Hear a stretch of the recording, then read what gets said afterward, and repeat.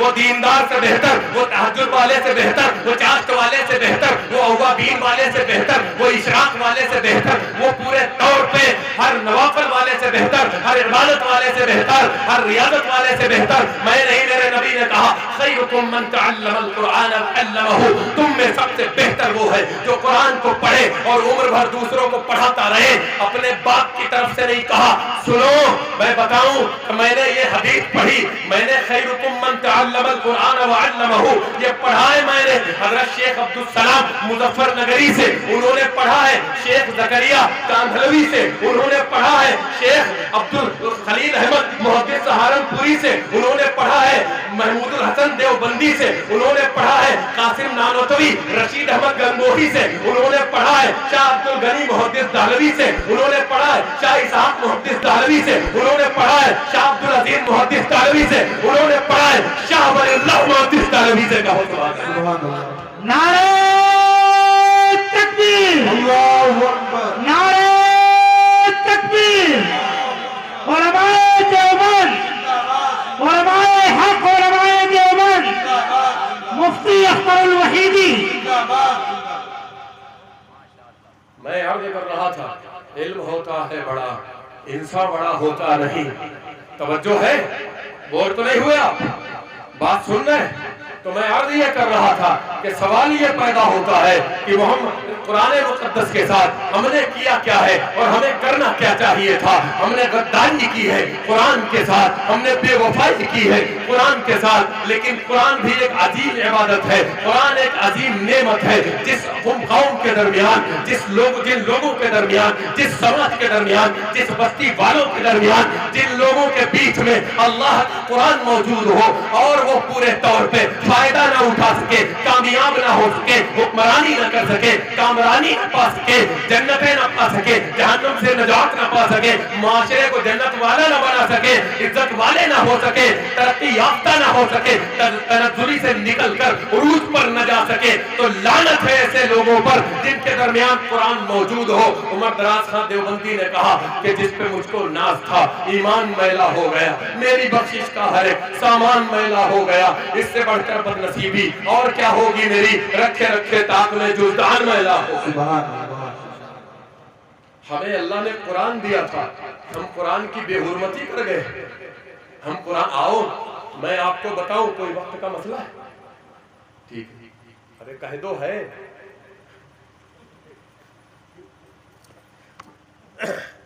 عزیز اتنا ہی رکھو کہ جی بہل جائے، اب اس قدر بھی نہ چاہو کہ دم نکل جائے۔ میں سمجھا آپ کہیں گے کہ بس ہو گیا۔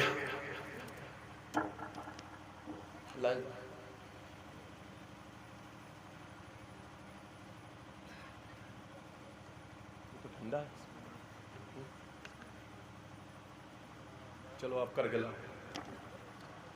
میں عرض یہ کر رہا تھا مسلمانوں، بات آپ کو لگ رہا ہے کہ میں جذبات میں بات کر رہا ہوں، یہ سوچنے کی بات ہے، غور کرنے کی بات ہے۔ مسلمانوں، ہم لوگوں نے قرآن کے ساتھ غداری اور بے وفائی کی ہے، مطلب کی ہے، یہ مانیے، اور اسی کی یہ سزائیں مل رہی ہیں ہمیں، ساری اسی کی سزائیں ہیں، سارا مسئلہ اسی کا ہے، ساری مصیبت جو آئی ہوئی ہے وہ اسی کی وجہ سے آئی ہوئی ہے کہ ہم نے قرآن مقدس کے ساتھ غداری اور بے وفائی کی ہے۔ لیکن اللہ نے قرآن دیا، اور قرآن کیا ہے پتہ ہے؟ کیسی عبادت ہے؟ میں آپ کو بتاؤں، قرآن کی وفاداریاں اپنے ساتھ دیکھو اور اپنی بے وفائیاں بھی قرآن کے ساتھ دیکھتے چلے جاؤ۔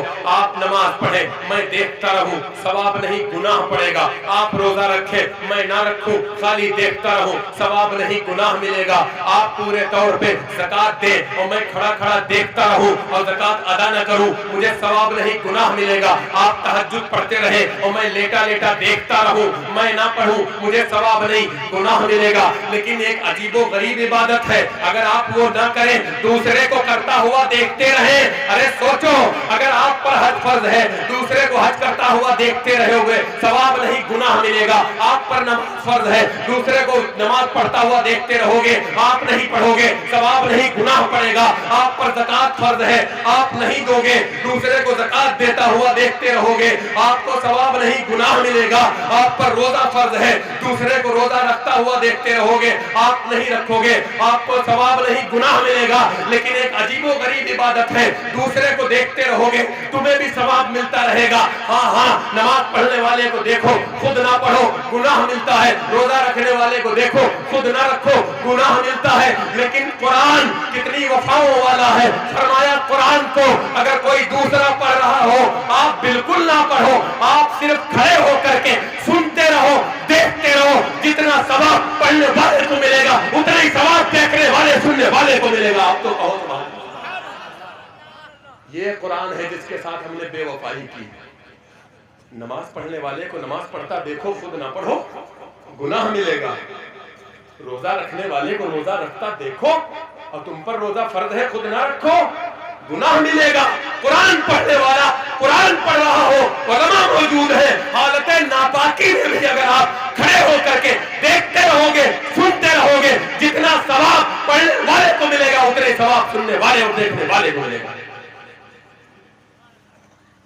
और मैं उलमा से भी कहता हूं, अपने आप को हल्का मत करो, अपने आप को हल्का मत समझो। आपके सीने में क्या है नहीं पता, आपके सीने में क्या है नहीं मालूम। अरे आपके सीने में क्या है मैं बताऊं क्या है? चलो मैं नहीं बताता, रब से पूछते हैं, अल्लाह तू बता इन हाफिजों, इन कारियों, इन मौलानाओं, इन मौलवियों के सीने में क्या है, कौन सा वजन है? तो अल्लाह बता रहा है, लौ अंज़लना हाज़ल कुरान अला जबलिन लरअयतहु खाशियम मुतसद्दियम मिन खशियतिल्लाह। अगर ये कुरान पहाड़ पे उतारता, वो पहाड़ टूटकर रेजा रेजा हो जाता। वो कुरान तुम्हारे सीनों में है, अपने आप को छोटा मत करो। इल्म होता है बड़ा, इंसान बड़ा होता है।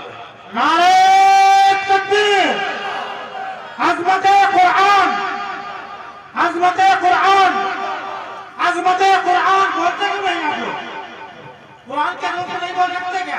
तड़प के नारा लगा, पीछे वाले भी दोनों हाथ हवा में लहरा के बोलो, नारे तकबीर, नारे तकबीर, अज़मते कुरान।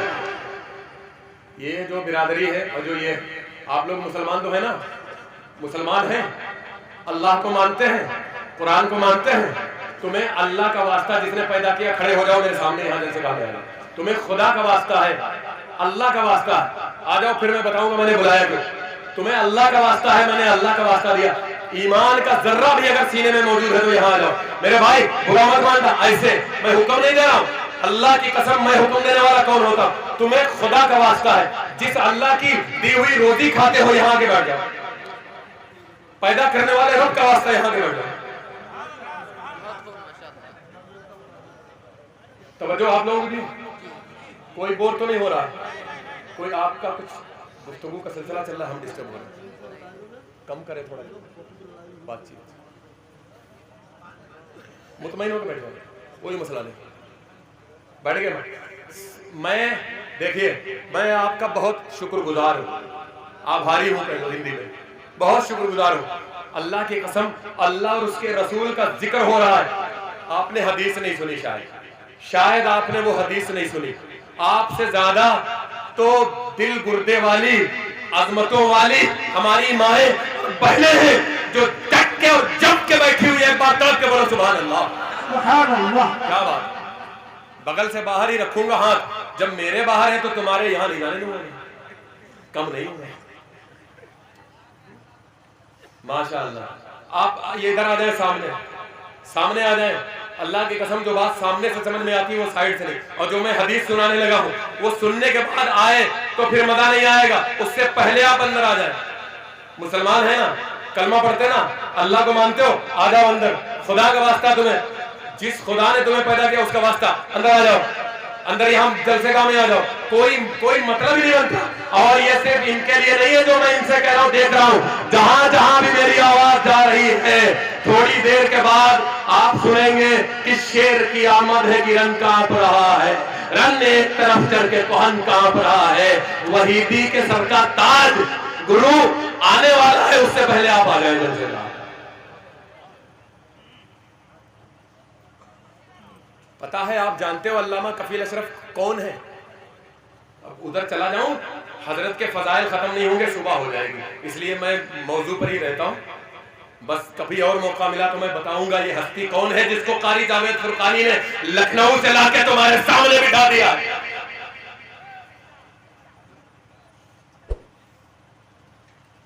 ماشاء اللہ. میں کچھ نہیں، میں تقریر کہاں کر رہا، میں اپنے گرو کے لیے ماحول بنا رہا تھا. تمہارا بہت شکریہ، تم سب آ کے جمع ہو گئے مجھ حقیر فقیر کی بات پر لبیک کہہ کے. بہت شکریہ.